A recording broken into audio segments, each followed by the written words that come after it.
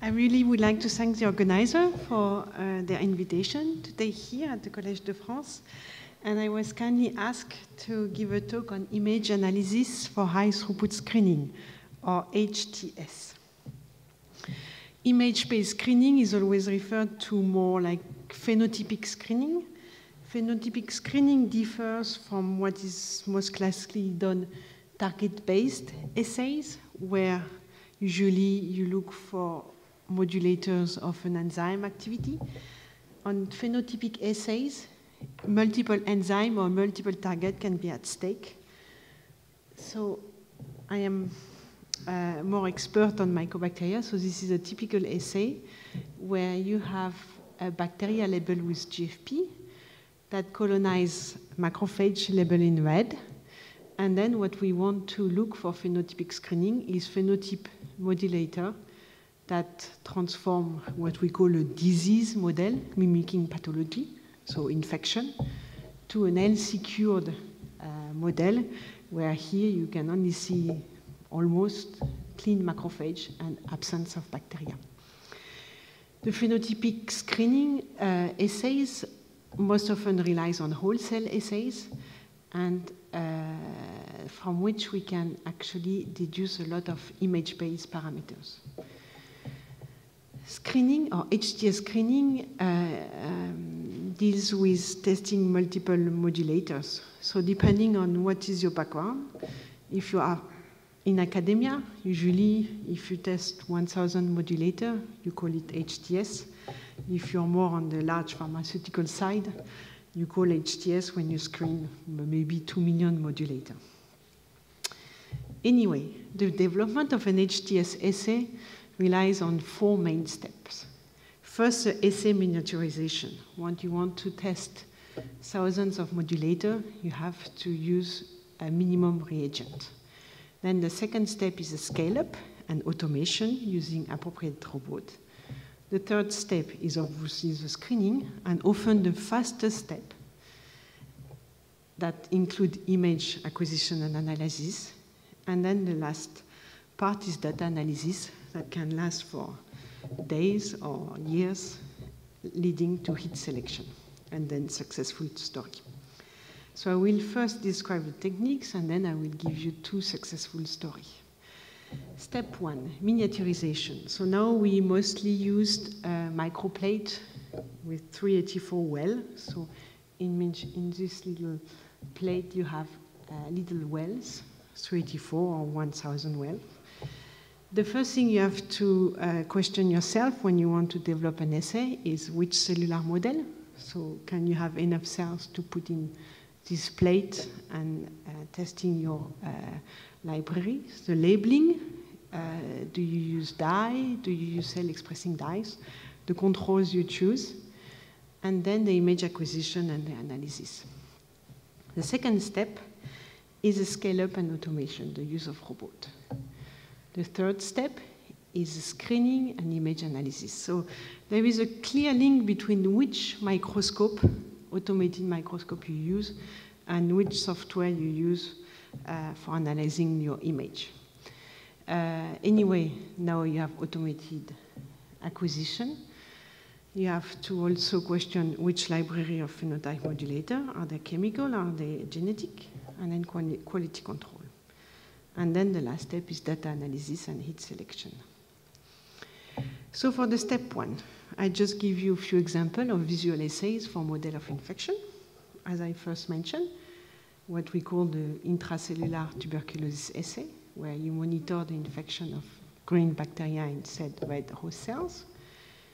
The same can be developed also for virus. So here, this is a typical infection with hepatitis C virus inside host cells, and you have a green virus. And then for parasitic, as such an example, Toxoplasma gondii that infect fibroblasts, and you see in red the parasite. That looks very nice. These images are taken by an automated microscope. Then you can go down to a lower resolution, so subcellular assay, where you actually can monitor the trafficking of the pathogen.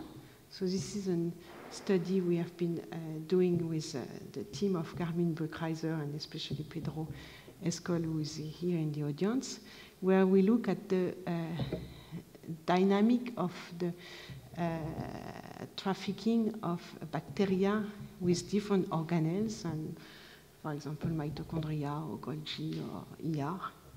And then we can apply for image detection. So this is not something you obviously see from your image, but you apply different image algorithm where you can look for texture and how the texture of the organelle is being modified upon infection. And this is something you cannot really see with the eyes, but by computing many images, you can get really nice statistics. So, as I say, clearly there is, you have to be careful to link your image acquisition program with how you want to do your image analysis. So image acquisition, depending on the microscope you have, you can monitor fluorescence, confocal, or even bright field. And now we have nice tools to actually segment image taken from bright field image. And then from the image analysis software, you either have some toolbox, or then you can use more advanced program like machine learning strategy. But of course, this is all based by the limitation of fluorescence microscopy, 200 nanometers, so you cannot go down. How do you acquire image? The microscope is a plate reader, and depending on the magnification you use, you can either image the entire well, which usually everyone wants to do, but sometimes you can have enough information by taking just a few fields in the wells. From the fields, you can then segment cell, and from the cell, you can segment the different structure, so the organelle, the nucleus, the cytoplasm, depending on the labeling you use. And then from this, you can determine some measure of nucleosize, position, intensity of the organelle, texture, area, all, 2D image analysis. And you can correlate this to a phenotype like apoptosis, receptor activation, cellular migration, cytotoxicity. Or in the case of infection, when you have less pathogen, then it's a more healthy state. The second step is automation. So you have to have a way to manage your compound library or your siRNA library, to handle your liquid, to dispense your cells, and then the reader. So this is one example of such platform.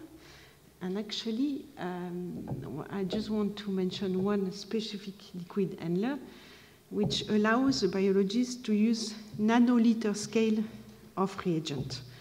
So it's much better than the multi-pipette because it's automated. And basically, you have this system that transfers from an assay plate, source plate, to an assay plate, a little drop of 2.5 nanoliter, which really allows you to minimize the reagent amount. And then for the case of siRNA library, we can really prepare siRNA ready plate in dry condition, because at this volume, everything evaporates. Okay. Then, when the assay is efficiently scaled up, then everything goes into automation. So this is the typical automated HCS platform where you have the robotic arm that really replaces the man and then transfer the plate from one device to another. So it handles the plate and then you can program automatically all the steps of your protocol. Okay, up to this includes barcoding, this includes plate sealing, and you see this is a stacker of where you have all the plates, barcoding. So I can spend hours to look at this. So what do we screen? Usually we screen, if we want to look for a new target, siRNA or microRNA libraries, which are about 40,000 modulators. And or we screened in-house small molecule library, and the one we have in Lille is about 70,000 compounds that were acquired from different chemical lab or from different companies. Then when you do an image-based screening, you have to take into account that you have a lot of image, so you have to have a storage capacity, which 5 or 10 years ago was difficult to set up, but now it's easy to buy from Dell some NAS with 500 terabytes. So basically an image is a few mega, then from the well you take 4 colors, 4 fields, you go to few tens of megabase, and then a mega, and then a plate is about 1 to 20 giga, depending on how many fields you acquire. And then for a screening, you need about 200 giga, middle-size screening. So a project, you need about 2 tera. So when you run multiple projects on the platform, you need some storage capacity. So now I will tell you about 2 successful stories, which I consider is what we did on tuberculosis, so the intracellular growth assay. So when we started on this in 2005, it was a current dogma that Mycobacterium tuberculosis resides in the macrophage, and disease is persistent form or latent form, or the bacteria can survive a long time in these host cells. So in the culture, we can keep the infected macrophage for a week, and what we were looking is compounds that actually prevent the growth or the replication of the bacteria inside the macrophage. So it's a week-long assay, and we screen more than 200,000 compounds. This is a non-target-based screen, so we don't know what is the target. So at that time, it was really controversial because it was at the time where we had all the genomic data and there were some popular targets. But the issue with Mycobacterium tuberculosis, it has a thick wall, and all the antibiotics that are very potent on the enzyme are actually turn out to be not potent on the bacteria and even less on the infected macrophage. So what we did is we did a screening in singleton. It means we had just one well for one compound. So the assay has to be really stringent in terms of data analysis and image analysis. And each compound were tested at the concentration of 20 micromolar. So for the first hit analysis, we did a PCA where we had different parameters. So how many macrophages you have left to monitor cytotoxicity, how much bacteria, the intensity, the area. And then we select about the hit that falls into the control part, so the isoniazid and rifampicin, and we select about 1% of the hit. For each hit, we went on to do a dose response analysis, so defining at which concentration they are more active. So this is a control curve where you have concentration of the reference compound, and you see a decrease of the bacterial load in black, and in gray, an increase of the cell number, which is the macrophage number. And from this, we can deduce IC50 or MIC. This is really robust. So you can imagine after 200,000 compounds, which last about a year or 2, we still have the same pharmacology. The reference gives the same value, the hits give the same value, and then we went to structure-activity relationship or hit-to-lead optimization, where the chemists produce every week new compound, and every week the biologists deliver IC50 from this assay. In the beginning, they were really skeptical that we can do any SAR from phenotypic assays because we don't know the target, we don't know how it is binding, we don't know how to modify the compound. But actually, we had one successful story where from our screen, we identified in July 2009 this compound, and then the medicinal chemist went on to data cycle, making new compound, more than 400, and by optimizing them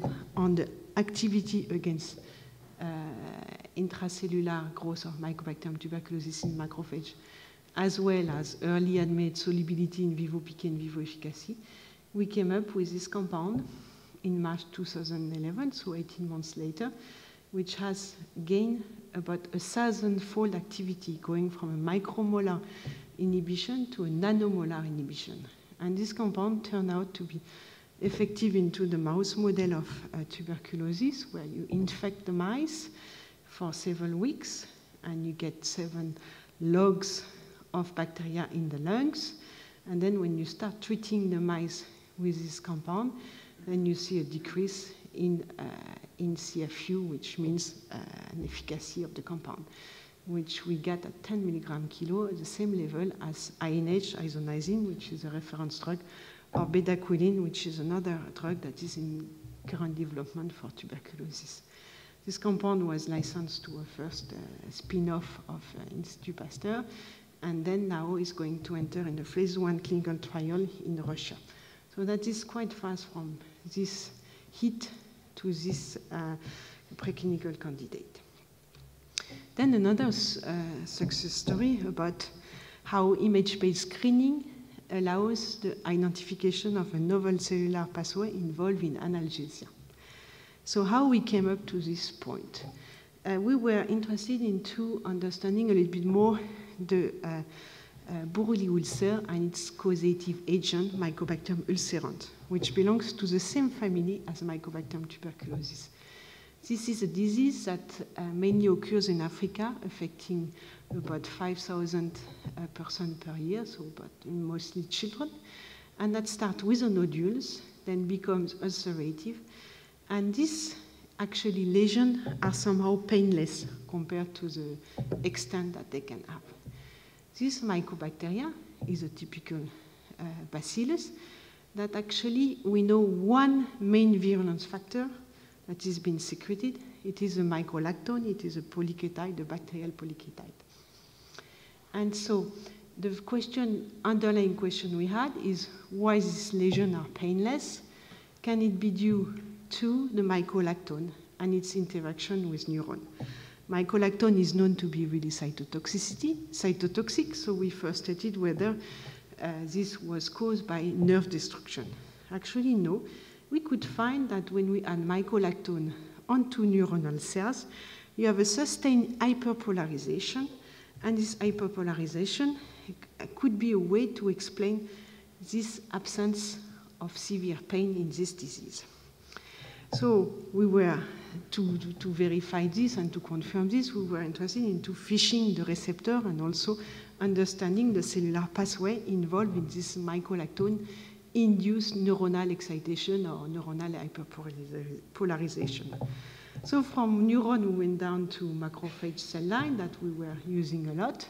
And basically, the screening assay we set up was really simple, and but rely on image, could not be done by a multi-mode reader, and basically we load the cells with a membrane potential dye that you can see here in red.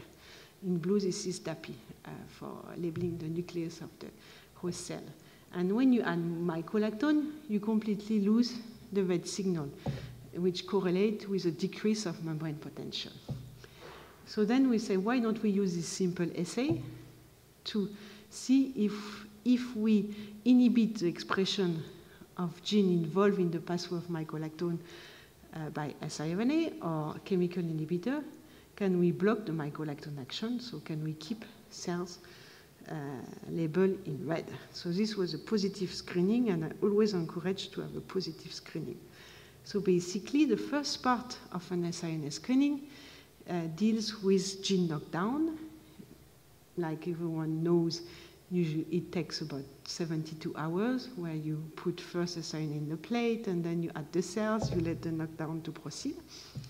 And then the second part is the assay.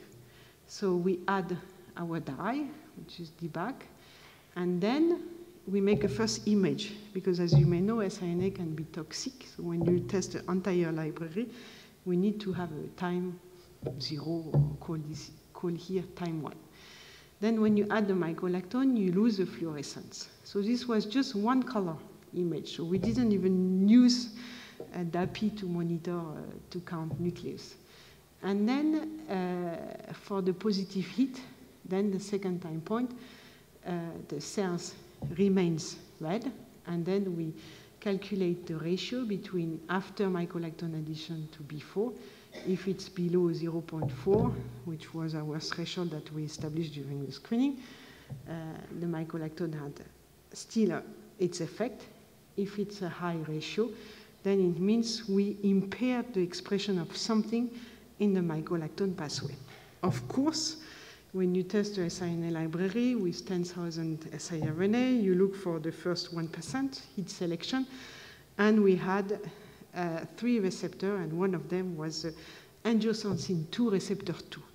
When we identified it in 2008, it was not reported at all to be involved in pain. So we questioned for several years to understand, is it really linked to our painless effect? And to make the story short, we went on to get the 82-hour knockout mice. So how do we monitor pain sensitivity in the animal model? Basically, we infect the mice with the bacteria, or we inject the mycolactone. And if they are sensitive to pain, they have a short latency time of 8 seconds. And if they become resistant to pain, to a tail flick assay where you give them a stimuli, then you have a high latency time. And then we could see that in the 82-hour cow mice, where you don't have the receptor, then upon injection of mycolactone or the bacteria, the mice remain fully sensitive to the stimuli, so the heat stimuli that we put on the hot plate, and clearly showing that this is a receptor that is involved in the pain analgesia mediated by mycolactone in vivo. So this was confirming the first part at the input, where the toxin binds the receptor. But then how does it signal? So we knew, we first investigated whether this hyperpolarization was due to normally an uptake of chloride ion or an efflux of potassium ion. By using potassium efflux inhibitor, TEA and BACL2, we could see in our cellular assay, neuronal assay, that we abrogate the effect of the toxin. For those who didn't get the assay, if you have a low ratio upon toxin addition, it means the toxin is very efficient into inducing hyperpolarization. If the ratio remains high, it means you inhibit the toxin, the mycolactone effect on cellular hyperpolarization. So we went on digging our siRNA screening data to determine whether we could fish the potassium channel that was involved into this potassium efflux. And we had 2 candidates, and we could validate TRAC. TRAC is a potassium channel that is belongs to the family of K2P and is known to be responsive to arachidonic acid. The AA means arachidonic acid. However, in our screening, we could find that one of the strong inhibitors of mycolactone signaling was when you inhibit the expression of COX-1, which is rather surprising because we all know COX-1 inhibitors are anti-inflammatory and suppress the pain. But here, clearly, when you inhibit COX-1 expression, you clearly abrogate the effect of mycolactone. So we went on to determine which metabolite of arachidonic acid from COX-1 could open TRAC, and we found that PGE2 actually could mediate the opening of TRAC. The first part of the signaling, 82RPLA2 to acid arachidonic, is well described in the literature.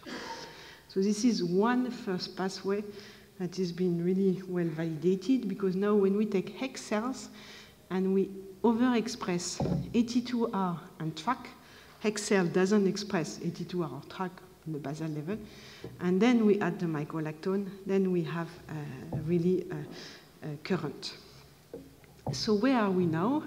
We have actually uncovered a novel pathway, 82R TRAC, that can be used as a target for the development of novel analgesics, because current analgesics do not target this pathway. So starting from a natural system of a mycobacteria that induce painless lesion, we identified one bacterial polyketide that is able to control a little bit of pain. We're also trying to characterize which kind of pain can be controlled by this pathway. Okay, so now I would like to thank the people. So for this analgesia story, the team of Laurent Marsollier, Estelle Marion, with Edouard Yerabian. And for the platform in Lille, we have been setting it with my colleague Alain Bolloir, Benoît Després, Florence Leroux, as part of a huge funding from the Equipex Imaginex Biomed project that is coordinated by Franck Lafont. And we have several engineers, Alexandre, Gaspard, Nathalie, and a very talented postdoc, Oniol Song, who are helping to set up a screening project if you're interested. And I would like to thank support from ERC and the region Nord-Pas-de-Calais. Thank you very much.